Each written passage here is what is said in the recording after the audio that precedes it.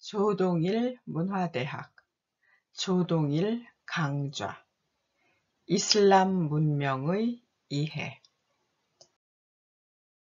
제7강 동남아의 이슬람 문학 제5강 게릴라 가족 이슬람 문명의 이해 제5강에서 10강까지 강의 순서입니다. 기독교와 이슬람의 충돌이 파국으로 치닫고 있습니다. 우리 동아시아가 중재자로 나서는 사명감을 자각하고 능력을 갖추기를 바라고 우선 이해의 균형이 소중하다고 여깁니다. 오해와 편견의 장막을 걷고 이슬람 문명 안으로 들어가 이리저리 돌아다니면서 문학에 특히 훌륭한 것을 발견하고 놀랍니다. 인도네시아는 이슬람 문명권의 맨 끝이다. 힌두교 문명의 유산이 많이 남아있고 다수를 이루는 자바인이 자바어를 쓴다. 그런데도 네덜란드 식민지 통치에서 벗어나는 독립투쟁을 하는 과정에서 자바인인 지도자들이 이슬람의 언어인 말레이어를 여러 민족이 함께 쓰는 공용어로 하고 이슬람을 구심점으로 삼아 소통하고 단합하자고 했다. 말레이어로 쓰고 독립운동을 다룬 소설에 프라무디아의 게릴라 가족이 있다. 정영림역 조국이어라는 번역본이 있다. 네덜란드 식민지였다가 일본군 통치에 들어갔던 인도네시아는 제2차 세계대전이 끝난 1945년 8월에 선포한 독립이 1949년 11월에 성취되기까지 4년 동안 영국군의 도움을 받아 다시 진주한 네덜란드군을 상대로 치열한 전쟁을 치렀다. 프라무디아 자신도 투쟁에 참가했다가 잡혀 투옥되었다.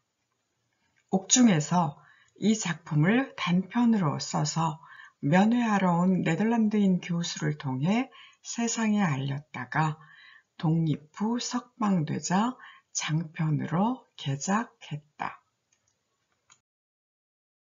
작품의 기본 설정은 아버지와 세 아들이 서로 다른 길을 가는 것이다.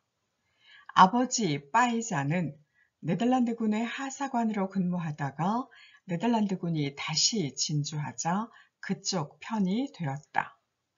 세 아들 사만, 차니민, 까르디만은 아버지를 따라 네덜란드군 병영에서 자라고 식민지 통치에 순응하는 교육을 받았으나 무엇이 잘못되었는가 깨닫고 독립군에 참가해 싸우는 길을 택했다.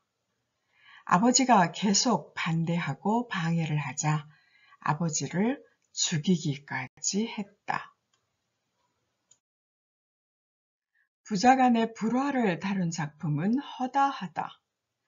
아들이 아버지를 죽였다고 하는 작품도 유럽에는 있어 소포클레스의 오이디푸스 왕에서 시작해서 도스토옙스키의 카라마조프의 형제들에 이르기까지의 계보를 작성할 수 있다. 그 어느 작품에서나 아들이 아버지를 죽인 것은 있을 수 없는 일이라고 하고 피할 수 없는 착오나 정신질환 때문에 그렇게 되었다고 했다. 그런데 이 작품에서는 아버지를 죽인 것이 개인의 실수가 아니고 새로운 역사를 창조하기 위해 불가피한 결단이라고 했다. 아무리 괴로워도 아들이 그 일을 맡아야 하는 불가피한 사정을 제시했다. 네덜란드 식민지 통치에 협력하지 않고 민족의 존엄성을 고결하게 지키기만 한 사람들이 독립전쟁을 일으킨 것은 아니다. 병영의 쓰레기라고 한 이들 형제처럼 사람이라고 할 수 없는 오욕의 삶을 가까스로 유지해온 피해자가 선두에 나섰다. 맏형 사하만은 공무원 생활을 하다가 그만두고 서민용 삼륜 택시 빼차 운전수로 위장해 다니면서 도시 게릴라로 활동하다가 체포되어 감옥에 갇혔다가 사형당했다. 차니민과 까르디만은 무장투쟁을 하는 게릴라 부대에 들어가 싸우다가 까르디만은 죽고 차니민은 소식을 알 수 없게 되었다. 차니민 하사와 까르디만 병장은 보초를 서고 있었다. 그들은 집에서 과히 멀지 않은 곳에서 보초 임무를 수행하고 있는 중이었다. 동남쪽으로 약 40km밖에 떨어져 있지 않은 곳이니 그만하면 집 가까운 곳이라 할 수 있는데도 집에는 일체 소식을 전할 수가 없었다. 차니민과 까르디만 두 형제는 대로변 맨 앞쪽에 서 있는 큰 소나무 아래 위치한 경비 초소에서 보초를 서게 되었다. 순행식 소총 한 자루씩을 허리에 차고 있었다.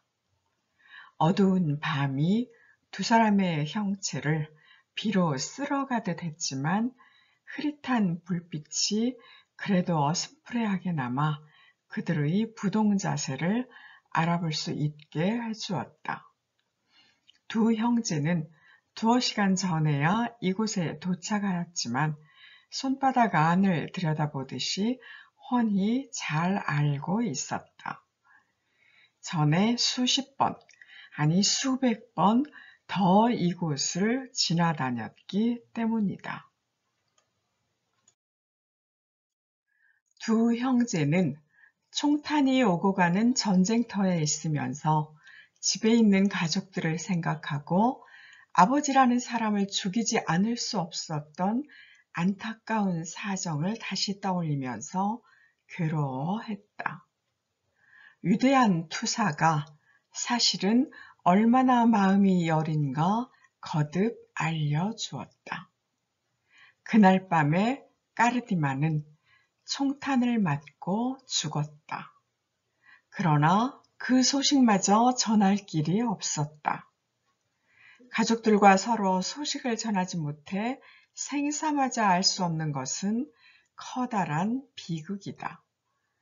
식민지 통치를 계속하려는 무력이 저지르는 그런 횡포를 종식시키고 가족들이 모여서 단란하게 사는 날을 맞이하기 위해서 싸워야 했다. 체포되어 재판을 받은 맏형 사하만은 형무소에 갇혀 사형이 집행될 날만 기다리면서 1km밖에 떨어져 있지 않은 자기 집에 아무 소식도 전하지 못했다. 식민지 통치자는 일체 면회도 편지도 허용하지 않고 생사조차 알 수 없게 하는 횡포를 저질렀다. 어머니는 아들 소식을 몰라 찾아 헤매다가 정신을 잃게 되었다. 소식을 알아주겠다고 나서는 사기꾼 때문에 피해를 보기도 했다. 사형수와 가족들 사이에 소식을 완전히 두절시키는 것은 부당한 권력의 지나친 횡포이다. 그래서 그 집행인이 반발했다. 네덜란드인과 인도네시아인의 혼혈아인 형무소 소장은 사하만에게 감복되어 자기도 게릴라 투쟁을 하겠다는 생각까지 했다.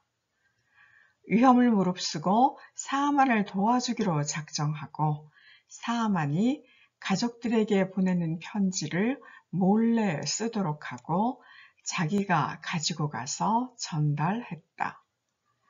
어떤 어려움이 있더라도 견뎌내면서 비상한 노력을 해서 큰 인물이 되라고 당부하는 맏형의 편지를 집에 남아있는 어린 동생들이 받을 수 있게 했다.